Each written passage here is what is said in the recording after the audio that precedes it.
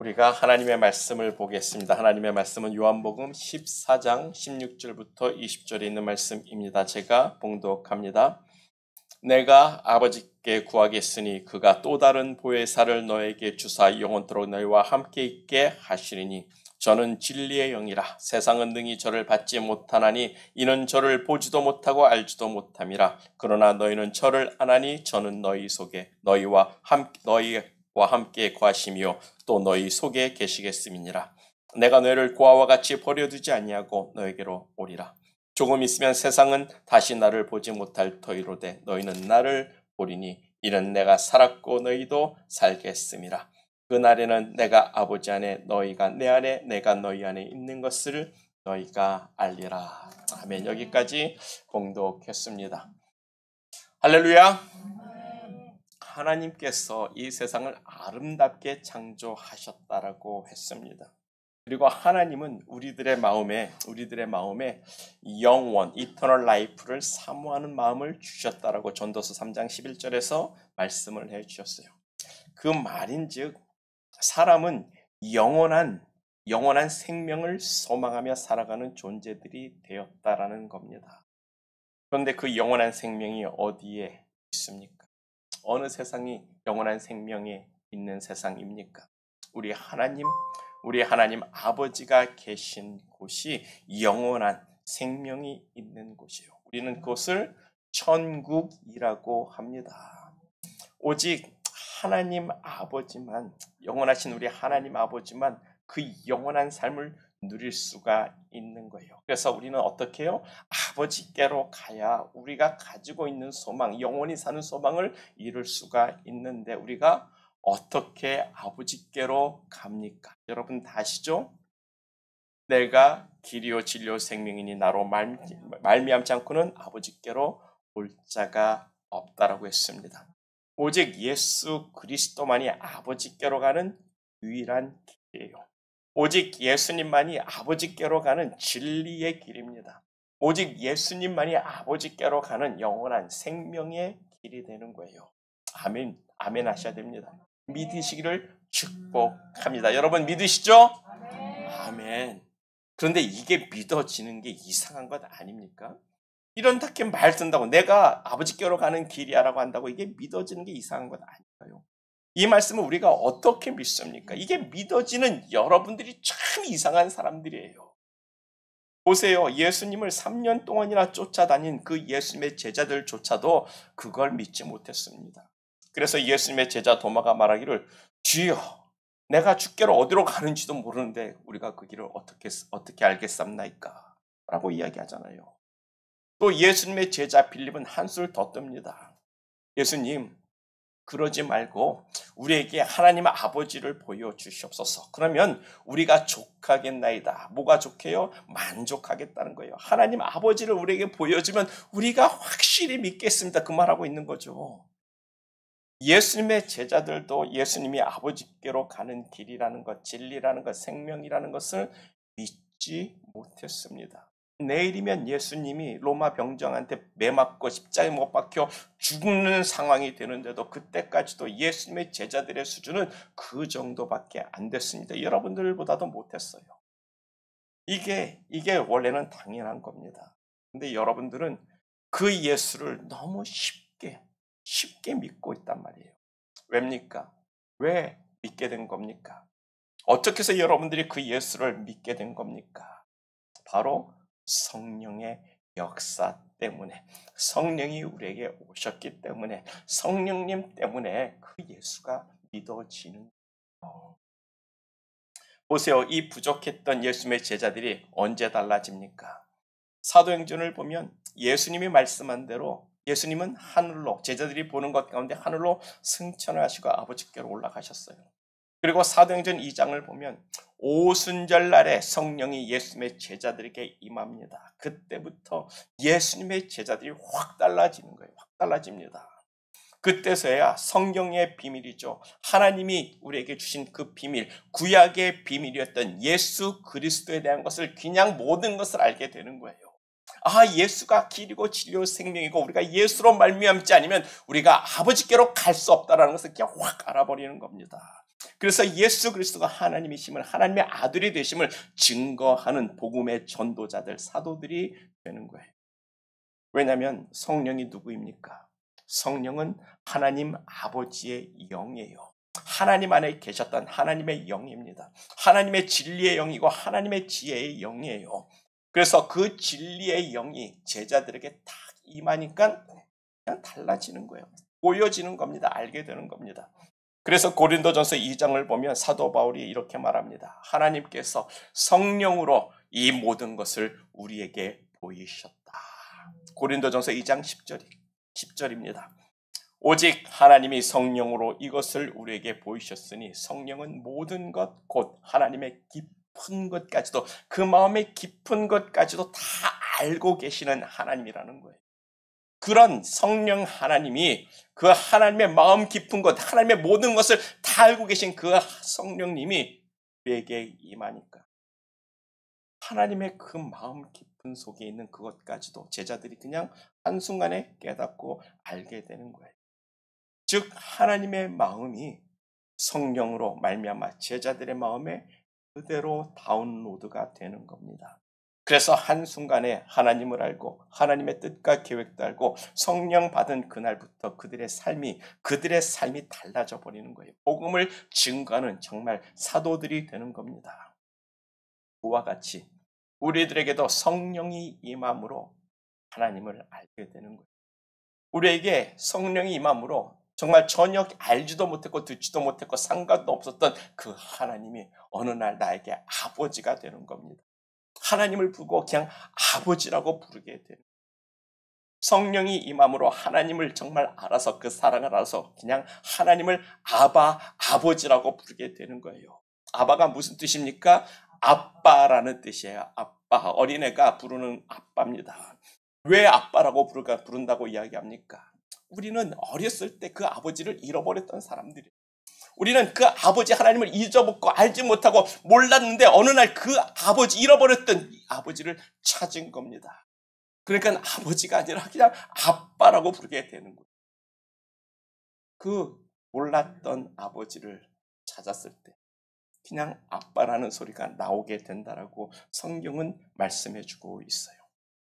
그래서 고린도전서 2장 12절을 보면 우리가 세상의 영을 받지 아니하고 오직 하나님으로부터 온 영을 받았으니 이는 우리로 하여금 하나님께서 우리에게 은혜로 주신 것들을 알게 하려 함이라. 성령으로 말미암아 하나님을 알고 하나님이 우리에게 은혜를 주신 것들을 알게 한다라고 이야기하고 있는 거예요. 세상의 지혜와 지식으로는, 그냥 우리의 이성적으로는 그 하나님을 알 수가 없습니다. 그래서 본문 16절, 고린도전서 2장 16절을 보면 누가 주의 마음을 알아서 예수를 가르치겠느냐. 그러나 우리가 그리스도의 마음을 가졌다라고 이야기를 하고 있는 거죠. 바로 이겁니다. 바로 이거예요. 성령으로 말미암아 하나님을 알고 예수를 알아서 우리가 예수를 가르친다라고 이야기를 하는 겁니다. 누가 하나님을 알아서, 누가 예수를 알아서 우리를 가르치겠습니까? 없어요. 이 세상 사람들 그 누구도 하나님을 알지 못합니다. 그런데 오직 성령님만이 하나님을 아시는 분이고, 그 성령이 우리에게 오셔서 하나님을 가르쳐 주시고 예수를 가르쳐 주니까 그 마음이 내 안에 있어서 뭐예요? 내가 가르친다라는 거예요. 우리에게 예수를 가르친다라고 사도 바울이 말하는 겁니다. 성령으로 말미암아 하나님의 마음과 그리스도의 마음이 우리 마음에 그대로 다운로드가 되니까 그냥 예수를 알고 그냥 예수를 사랑하게 되는 거예요. 이게 우리에게 주신 성령의 축복이고 역사라는 겁니다. 여러분들이 그렇게 성령이 있기 때문에 이 자리에 나와 있는 줄 믿습니다. 아멘. 이 성령님이 바로 예수님이 떠나시면서 우리에게 주시겠다고 한 약속이 되는 겁니다. 여기 있는 사람들은 한 사람들도 빠지지 말고 다 성령 받기를 축복. 성령이 임하심으로 인해서 예수를 알고 그리스도를 알고 하나님의 마음을 알아서 하나님을 온전히 섬기는 예수 믿는 사람들을 간절히 축복합니다. 그래서 오늘 본문의 주제는 성령이에요. 우리가 성령에 대해서 알아야 합니다. 성령에 대해서 첫 번째로 우리가 생각해 볼 것은 성령을 뭐라고 그래요? 또 다른 보혜사라고 본문은 말씀하고 있어요. 본문 16절입니다. 본문 16절을 보면 내가 아버지께 구하겠으니 그가 또 다른 보혜사를 너에게 주시리라. 아멘. 성령을 보혜사라고 합니다. 보혜사. 우리를 보호하고 우리에게 은혜를 베푸는 자라는 뜻으로 보혜사라고 이렇게 말을 하고 있어요. 그런데 사실 보혜사는 한국 성경에 있는 전적인 의역이 된 해석이에요. 한글 성경에만 있는 단어입니다. 의미로 보면 틀린 말은 아닌데 헬라어 단어를 보면 함께 보냄을 받은 자라고 번역이 되는 단어예요. 보혜사, 성령을 함께 보냄을 받은 자라고 해석을 합니다. 예수님이 이 땅에 오셨어요. 근데 예수님이 혼자 오셨습니까? 아니에요. 예수님 혼자 이 땅에 오신 것이 아니라 성령님도 예수님과 함께 보내진 겁니다. 그래서 예수님이 물 세례를 받고 세례 요한한테서 세례를 받고 성령이 비둘기같이 임했다라고 이야기를 하는 거예요. 그 이유로 성령님이 예수님과 항상 함께 다니신 겁니다. 그래서 함께 보냄을 받은 자라는 뜻이 되는 거예요. 예수님이 육체적으로는 이제 제자들을 떠나갔지만 하나님께서 예수님 함께 보냄을 받은 성령님은 그대로 남았어. 예수를 믿는 제자들과 또 우리들과 함께 하시는 겁니다. 그렇게 우리와 함께 하시면서 우리를 돕는 자라는 뜻에서 보혜사라는 이름이 붙여진 거예요. 요한복음 16장 7절입니다. 요한복음 16장 7절을 보면 그러하나 내가 너에게 실상을 말하노니 내가 떠나가는 것이 너에게 유익이라. 내가 떠나가지 아니하면 보혜사가 너에게로 오시지 아니할 것이요 가면 내가 그를 너에게 보내리니. 아멘. 하나님은 참 좋으신 하나님이에요. 예수님이 죽고 부활하고 승천하시는 그 모든 계획 속에서 우리를 홀로 내버려 두는 것이 아니라 우리에게 또 다른 보혜사, 즉 성령을 보내실 것을 하나님은 다 계획하시고 있는 거예요. 그래서 우리를 버려두는 것이 아니라 우리와 함께 동행하고 우리와 함께 있도록 성령의 하나님을 우리에게 주시는 겁니다.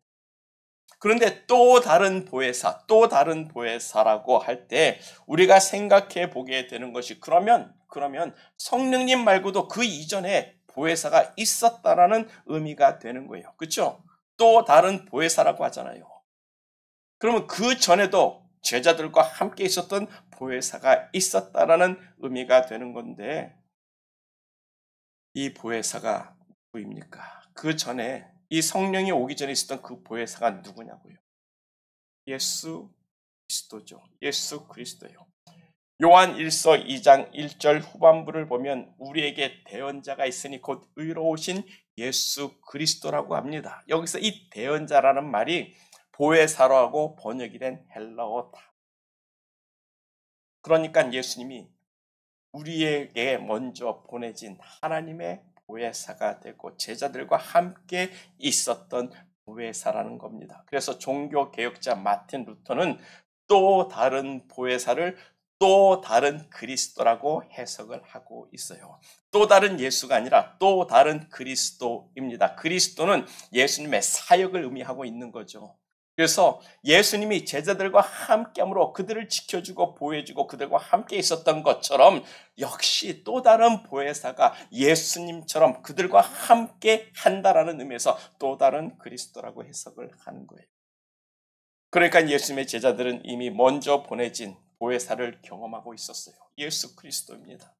예수 그리스도 보혜사가 함께하니까 제자들은 바다에 풍랑이 불어도 무섭지 않았습니다. 왜요? 풍랑을 잔잔케 하시는 예수님이 그들과 함께했기 때문에.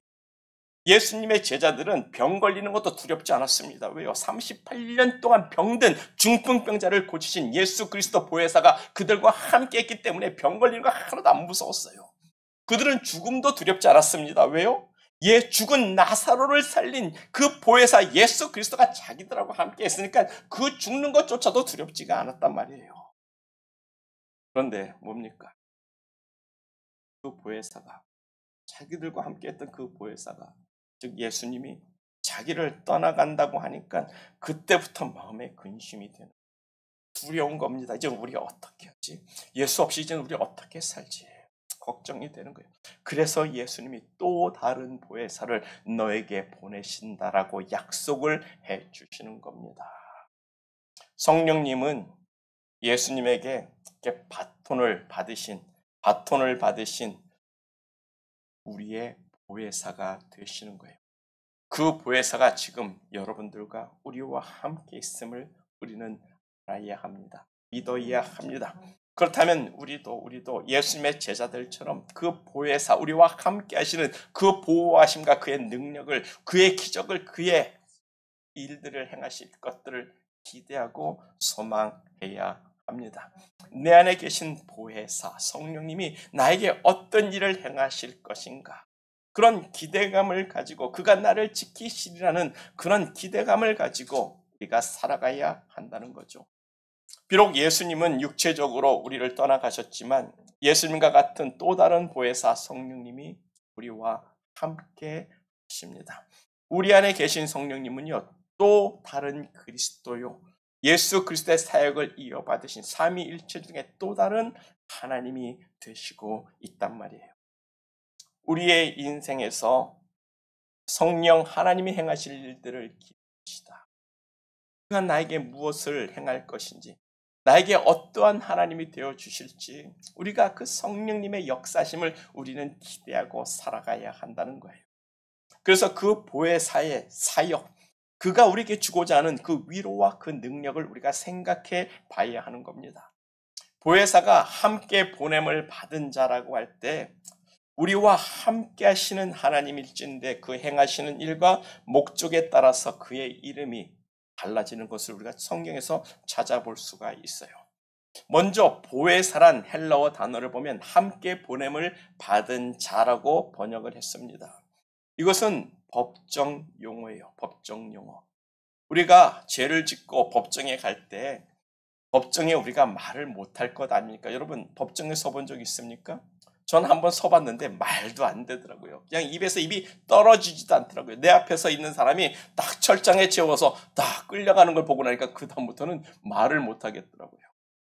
레클레스 드라이브로 걸려가지고 법정에 갔을 때 판사가 다른 사람에게 너 변호사 안 데리고 오면 내가 오늘 너에게 징역 줄 수도 있어. 그러니까요. 그 다음부터는 떨려서 말이 안 나오더라고요. 근데 그런 법정에 갔을 때 누가 같이 갑니까? 변호사를 데리고 가잖아요. 나는 한마디도 안 합니다. 그럼 변호사가 처음부터 끝까지 다 얘기하는 거예요. 바로 그게 대언자라는 뜻이고 함께 보냄을 받은 자, 변호사란 뜻이에요. 성령님은 우리와 함께 보냄을 받아서 우리를 위해서 대신 우리를 변론하시는 자가 되는 겁니다. 그래서 방금 전에 말씀드린 것처럼 대언자라는 것도 우리를 위해서 대신 말해준다는 의미에서 변호사, 변론자와 같은 단어예요. 그런즉 성령님은 우리의 변호사가 되십니다. 우리의 대언자가 되십니다. 우리가 어디를 가든 홀로 두지 않고 따라다니시는 하나님이 되시는 거예요. 사람들 앞에 설 때도, 어려운 일이 설 때도 그 성령을 의지하십시오. 나에게 힘 주세요. 나 대신 말씀해 달라고 그 성령을 구해야 되는 거예요. 우리가 마지막 하나님의 심판 앞에 누구나 다 서게 되어 있습니다. 여러분 다 서게 되어 있어요. 여러분 다 하나님 앞에 가면 결국 마지막 화이트 드론 저지먼트 앞에 딱 서야 됩니다. 하나님의 심판 앞에. 그때 여러분 입이나 뻥끗할 수 있을 것 같습니까? 내가 세상에서 잘 살았습니다. 나 이렇게 살았습니다. 여러분 말할 수 있을 것 같아요? 못합니다. 그냥 두렵고 떨릴 거예요. 세상의 법정에 서는 것도 떨린데 하나님 앞에 설 때 정말 떨릴 겁니다. 그때 누가 대신 말한다고요? 성령님께서 우리를 위해서 대언해 주시는 거예요. 우리와 함께 하시는 겁니다. 얘는 내가 여지껏 함께 했던 사람입니다. 내가 함께 했던 종업이입니다. 내가 잘 아는데 얘는 회개하고 죄를 졌어도 그 마음에 하나님 앞에 회개하고 하나님께 용서해달라고 그 죄를 회개한 사람입니다. 라고 우리를 위해서 성령님이 다 대언해 주시고 변론해 주신다는 거예요. 그런 의미에서 보혜사의 사역을 우리가 생각해 볼 때 영어 성경을 찾아보면 성령의 그 사역이 아주 클리어하게 다 보여요. NIV 영어 성경은 보혜사를 카운셀러라고 번역을 했습니다. 성령은 우리의 카운셀러가 되는 거예요. 상담자가 됩니다. 또 킹제임스 영어 성경을 보면 보혜사를 컴포러, 위로자라고 번역을 했어요. 성령님은 우리의 위로자가 되십니다. 뉴 아메리칸 스탠다드 영어 성경을 보면 보혜사를 헬퍼, 우리에게 도움 줄 자라고 번역을 했습니다. 성령은 우리를 도우시는 자입니다. 그리고 뉴 잉글리시 바이블은 방금 제가 설명을 드린 것처럼 보혜사를 어드보케이트, 변호사, 변론자라고 번역을 하고 있어요. 영어 성경은 보혜사를 성경마다 각각 다르게 다 번역을 했는데 이것을 다 종합해 보면 뭐예요? 보혜사, 우리를 보호하고 우리에게 은혜 주시는 자라는 겁니다. 그러니까 여러분, 답답할 때 성령을 찾고 성령님과 상담을 나누시기를 원합니다. 성령님께서 우리의 괴로움과 성령님께 우리의 고통과 괴로움을 다 고백하고 돌아왔어요. 성령 하나님, 나 힘들어요. 내 안에 있는 성령님과 대화 나누시기를 원합니다. 힘들면, 힘든 일이 있으면 성령님께 말하세요. 성령님, 나 힘들어요. 그러면 성령님은 우리의 헬퍼, 우리를 돕는 자라고 이야기합니다. 어디 가서 말하기에 자신 없으면 성령님께 구하세요. 나와 함께 하사 나의 대언자가 되어주시고 말할 수 있도록 내 안에서부터 나를 가르쳐 달라고 성령님을 구하고 찾고 성령을 바라는 자들에게를 간절히 축복합니다. 그래서 예수님이 이제 나 어떻게 하는 그런 사람들에게 찾아와 주셨어요. 찾아와 주셔서 그들에게 약속을 주셔서 또 다른 보혜사, 나와 같은 보혜사를 너에게 주시겠다라고 약속해 주시는 겁니다. 우리는 성령 없이는 하루도 살 수 없는 존재들입니다. 여러분 기억하셔야 돼요. 우리 안에 계신 성령님을 찾으셔야 됩니다. 성령의 도우심을 구하며 살 수 있기를 축복합니다. 성령이 실제적으로 우리와 함께 하시는 하나님이 되시는 거예요. 성령님이 실제적으로 우리와 영원토록 함께 하시는 하나님이 되시는데 성부, 성자, 성령은 하나라고 했습니다. 성령의 하나님이 있으면 곧 예수 그리스도도 우리 안에 계시고 하나님도 함께 하시는 거예요. 그래서 예수님도 언약하기를 내가 너와 함께 영원히 함께 하리라고 말씀을 하시는 거예요. 성령이 우리 안에 계신다는 것은요, 곧 예수님도 하나님도 다 우리 안에 계신 것과 같은 의미가 되는 겁니다. 왜요? 한 분이잖아요. 이 세 분은. 성령님은 우리와 함께하기 위해서 보내심을 받은 하나님이에요. 우리를 가끔 찾아오시는 하나님이 아닙니다. 우리가 가는 것, 우리가 있는 곳, 우리가 어디를 가든 모든 장소에 함께 하시는 하나님이 되는 거예요. 왜냐하면 성령은 예수님은 우리가 제자들과 함께 할 때 피지컬하게 함께 하셨지만 성령은 하나님의 영이시란 말입니다. 영이시기 때문에 여러분들이 있는 모든 곳에 함께 할 수가 있습니다. 그 성령님을 부르세요. 그 성령님과 친해지기를 축복합니다. 성령을 구하세요. 성령을 찾으세요. 성령을 부르고 성령을 얻기 위해서 문을 두들기는 사람 되기를 간절히 축복합니다. 그래서 누가복음 11장 9절과 13절을 보면 이런 말씀이 있습니다. 내가 너에게 이르노니 구하라 그리하면 너에게 주실 것이요 찾으라 그리하면 찾을 것이요 문을 두드리라 그러면 너에게 열릴 것이니. 여러분, 우리가 뭘 구하고 뭘 찾고 뭘 얻기 위해서 문을 두들겨야 하는 겁니까? 본문 13절이에요. 13절을 보면 너희 천부께서 구하는 자에게 성령을 주시지 아니하겠느냐. 구하고 찾고 문을 두들기는 것은 뭐예요? 성령을 구하고 성령을 찾고 성령을 얻기 위해서 문을 두들기라고 말씀해 주시는 겁니다.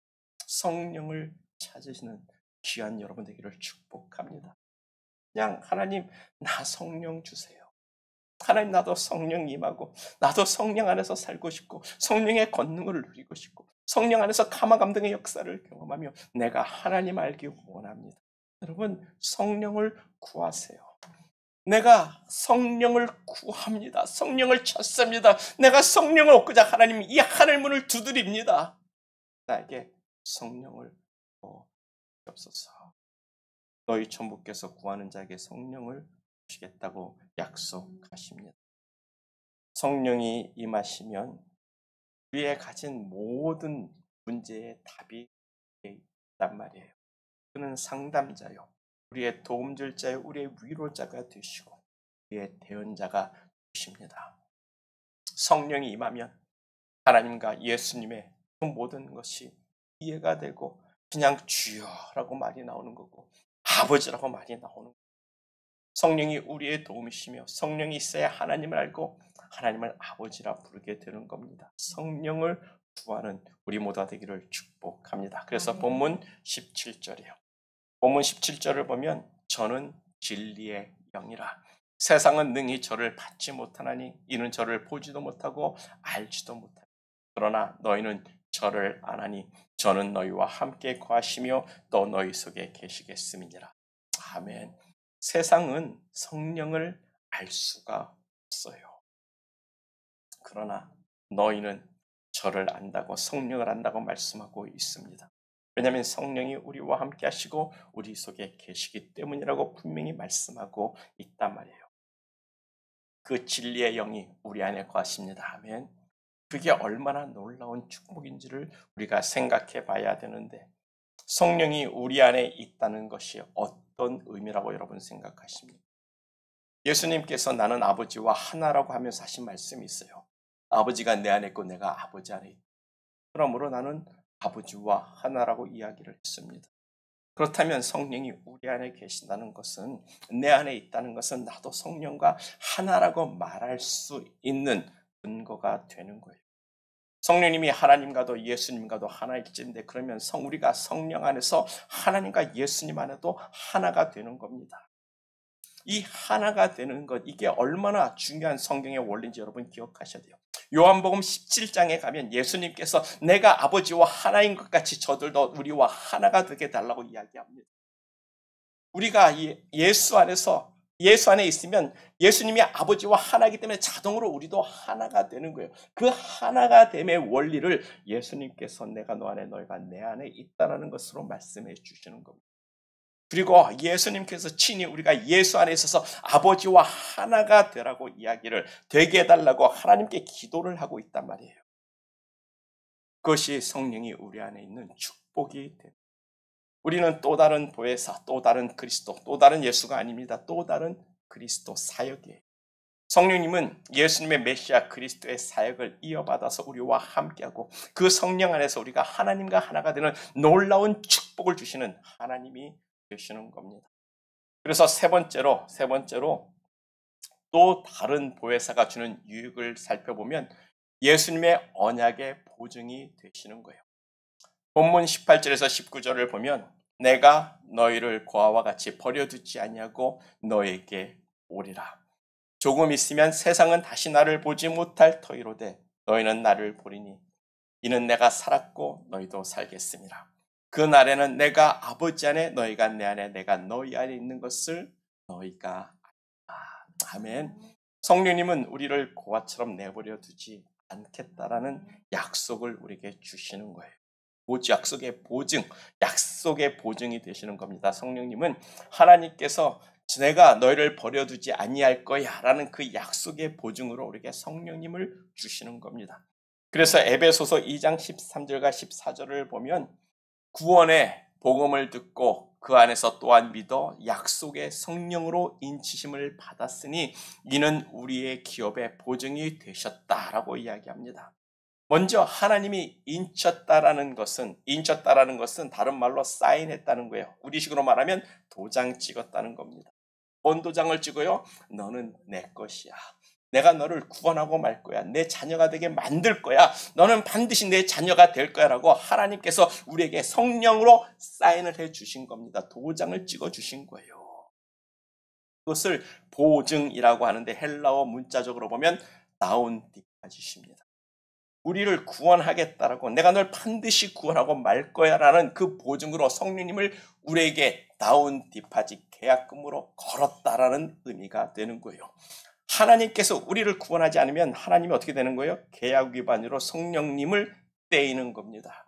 근데 하나님이 그 귀한 성령을, 하나님의 영을 떼이겠습니까? 반드시 우리를 구원하고 말겠다라는 하나님의 언약의 보증이 되는 거예요. 그래서 우리가 성령으로 말미암아 우리의 구원의 확신을 갖고 하나님을 바라보는 겁니다. 성령이 없이는 우리는 하나님을 섬길 수가 없단 말이에요. 여러분들이 다 그 성령의 역사하심 속에서 이 자리에 나와 있는 겁니다. 내 안에서 역사하시는 그 성령님을 거부하지 마시고, 내가 이 자리에 있는 것, 이렇게 하나님의 말씀을 듣는 것조차도 세상 사람들 아무나 할 수 있는 게 아니란 말이에요. 여러분들을 부르시니까 하나님이시란 말입니다. 여러분들을 부르시고 이 자리에 서게 하신 게 바로 하나님이심을 믿고 성령 안에서 역사, 감화, 감동의 역사가 있기 때문에 이 자리에 나와서 여러분들이 아멘하고 있는 줄 믿습니다. 하나님이 그렇게 우리를 사랑하세요. 하나님이 너를 반드시 구원하고 말겠다라고 하나님의 영을 우리에게 계약금으로 거실 정도로 성령을 우리에게 주셨습니다. 그런 의미에서 우리가 오늘 본문의 말씀을 가지고 이 성령님이 우리에게 어떤 보증이 되는가 생각해 보면, 첫째로 성령님은 예수님이 다시 우리에게 오신다는 약속의 보증이 되는 겁니다. 두 번째로 성령은 예수님이 다시 산 것처럼 너희도 살 것이라는 약속의 보증이 되는 거예요. 세 번째로 성령이 아버지 안에 아들이 있고 예수 안에 우리가 있는 것을 알게 하시는 보증이 된다라는 겁니다.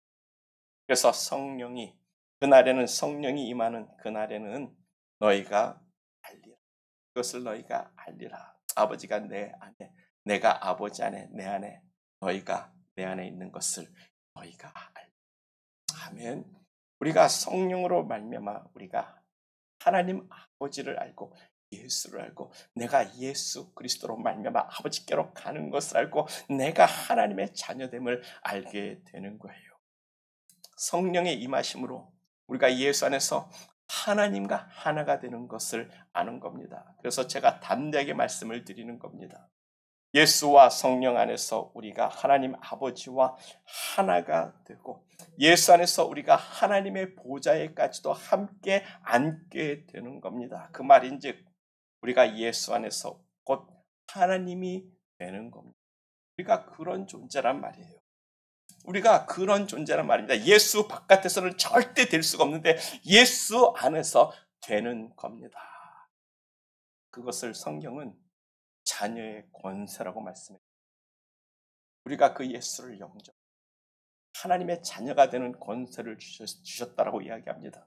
하나님의 자녀가 되는 권세가 뭡니까? 하나님의 자녀면 또한 하나님이 되는 거예요. 하나님이 우리를 그렇게 만드셨고 우리를 그렇게 존귀하게 존귀하게 다시 세워주시는 겁니다. 우리가 아무것도 아닌 그저 피조물이라면 하나님께서 죄 졌으면 그냥 버리셨을 거예요. 근데 이런 하나님의 자녀가 되는 놀라운 하나님의 형상과 모양이 그대로 있는 자들이기 때문에 하나님께서 다시 고쳐서 하나님의 자녀로 만들어서 너는 나의 자녀이라고 우리를 부르시는 거예요. 그 하나님의 사랑을 보기를 간절히 축복합니다. 세상 바깥에서는 볼 수 없지만 우리가 성령을 받으면 그 하나님을 알아서 내 아버지, 내 아빠라고 부르게 되는 겁니다. 잃어버렸던 아빠를 되찾은 것처럼 아빠라고 부르게 되는 거예요. 그게 성령의 역사라고 말씀하고 있는데 여러분들이 그 하나님을 아빠라고 부를 수 있기를 간절히 축복합니다. 성령을 아는 자들이 됩시다. 성령의 역사심 속에서 살 수 있는 믿음의 사람 되기를 간절히 축복합니다. 그래서 본문 20절이에요. 그날에는 내가 아버지 안에 너희가 내 안에 내가 너희 안에 있는 것을 너희가 알리라. 그날은 오순절날을 의미합니다.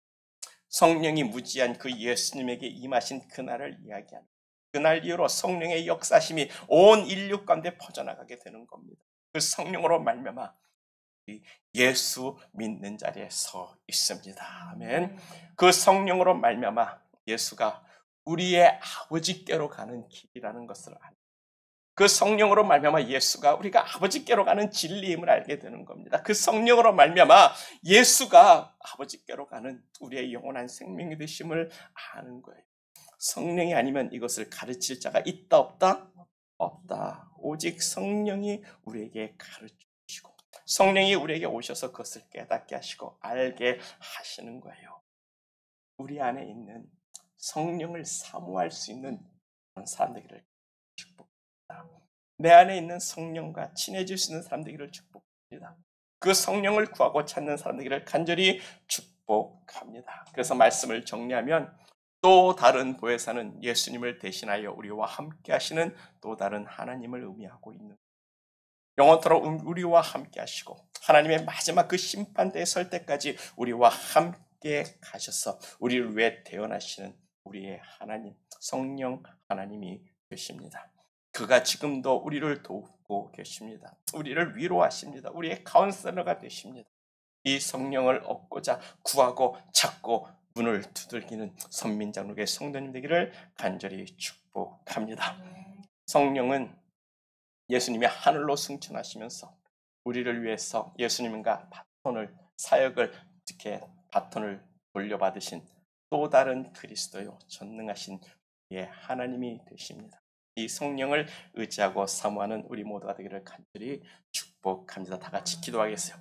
우리가 기도할 때 성령을 구합시다. 하나님, 성령의 충만함을 우리에게 주시옵소서.